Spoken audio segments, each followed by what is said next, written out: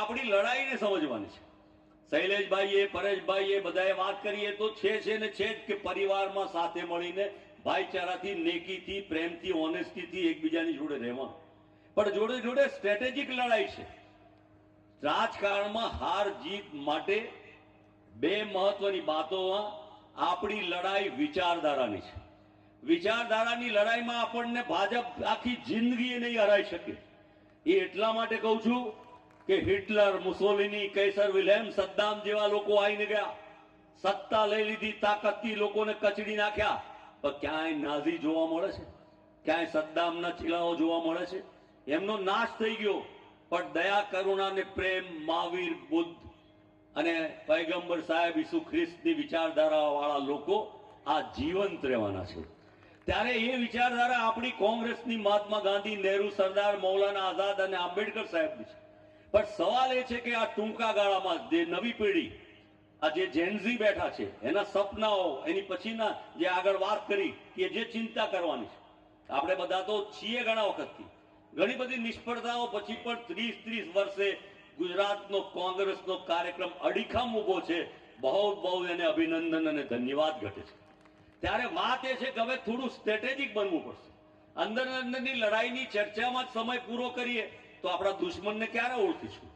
અને પહેલી વાત એ કે આ દુશ્મન એટલો એવો હોશિયાર છે કે અંગ્રેજો જેમ ભાગલા પાડો ને રાજ કરો, તો આમ આદમી પાર્ટી આવી નથી। એની વિચારધારા શું, એનું નેતૃત્વ શું, એ કેટલું ચાલવાની?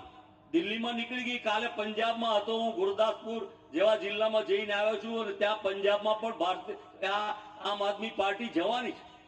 પરંતુ ચિંતાનો વિષય એ છે કે આપણે રાજકારણ મહાત્મા ગાંધી દ્વારા જે પ્રકારે કર્યું છે એ શીખવાની જરૂર છે। ચાણક્યની વાત તો ખરી, આમ આદમી વાળા કોણ છે? કાં તો જૂના કોંગ્રેસી છે, કાં જે નવા લોકો રાજકારણમાં આવવા માંગે છે તે છે। કેટલા ભાજપમાંથી આમ આદમીમાં ગયા, તો બહુ ભાગ્ય। તો એમને પાછા લાવવા જોઈએ કે નહીં? બીજાને આપવાનો પ્રયત્ન કરીએ, સમજાવવાનો પ્રયત્ન કરીએ।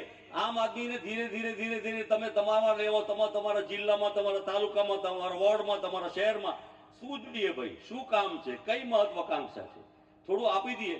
આમ આદમી પાર્ટી લુપ્ત થાય તો ભાજપને કોંગ્રેસ સીધી હરાવી દે કે ના હરાવી દે? વિચાર કરજો મારી વાતનો।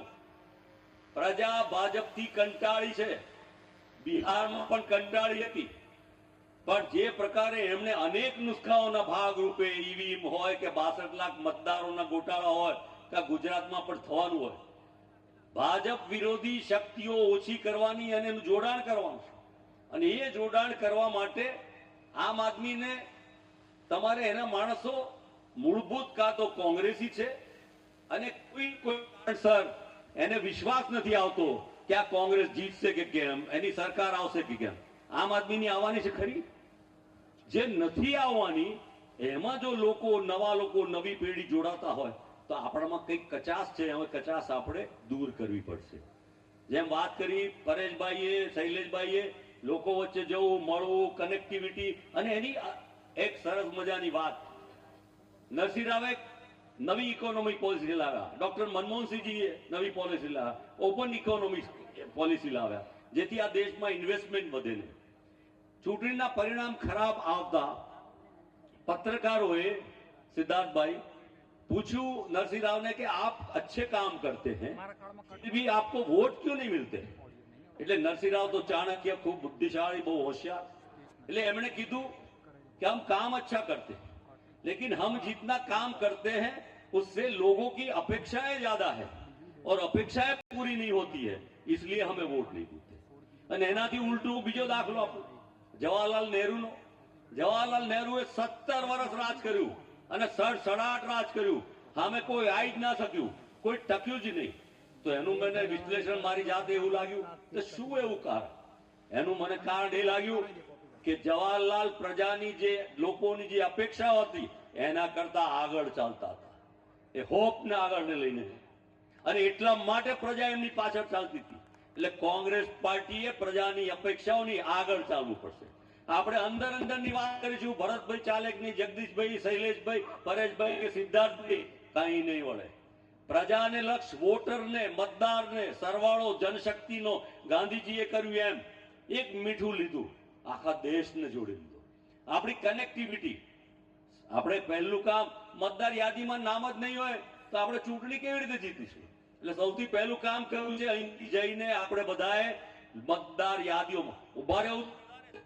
પણ પાર્ટીને જીતાડવી હોય તો મતદાર યાદીથી શરૂ કરી આ સ્ટ્રેટેજિક પગલાઓ પાર્ટીએ એકદમ બુદ્ધિગમ્ય પગલા લેવા પડશે. સરવાળો કેવી રીતે કરવો, જીતવા માટે કેટલા મત જોઈએ? આપણે છાપાને ટીવીમાં વાંચ્યું કે બિહારમાં આરજેડી ને આટલા વોટ મળ્યા અને એના કરતા બીજેપી ને સીટ આટલી વધારે મળી, ફલાણા. એ ગણિતનો, બુદ્ધિનો, ગોઠવણીનો આયો વિષય. તમને કેવી રીતે લે, તમે એક સીટ 10 લાખ વોટે જીતો અને આજુબાજુની હારવાના હો તો એને બદલે 2 લાખ વોટે જીતે અને બીજી સીટો તમે ગોઠવો તો તમારો તો નંબર પણ સરકાર આવવાની છે. અને આ ગણિતના વિષયમાં એ ક્યારે આપણે વિચારતા થઈશું? આપણે કોંગ્રેસ રમવાનું બંધ કરીશું તો કોંગ્રેસ ભાજપ રમવાની શરૂઆત થશે. એટલે આપણે કોંગ્રેસ ભાજપની લડવાની નહીં તો એમની પાસે કેટલા પૈસા થઈ ગયા, એમનું સંગઠન. આપણો મતદાર પૂરું જાણતો નથી, એની પાસે માહિતી નથી, એ મત નહીં નોંધાવે તો આપણી કઈ કેડર છે કે જે જઈને આ બધું નોંધાવે? એમની પાસે આરએસએસ, વિશ્વ હિન્દી પરિષદ, બજરંગ દળ અને છેલ્લે જે બીએલઓ છે એ કોના છે? તો આ બહુ ચિંતાનો વિષય છે. એટલે બંને, તમે જયારે ઘાટ ઘડો કે ઘડો બનાવો તો અંદરથી પણ ઘાટ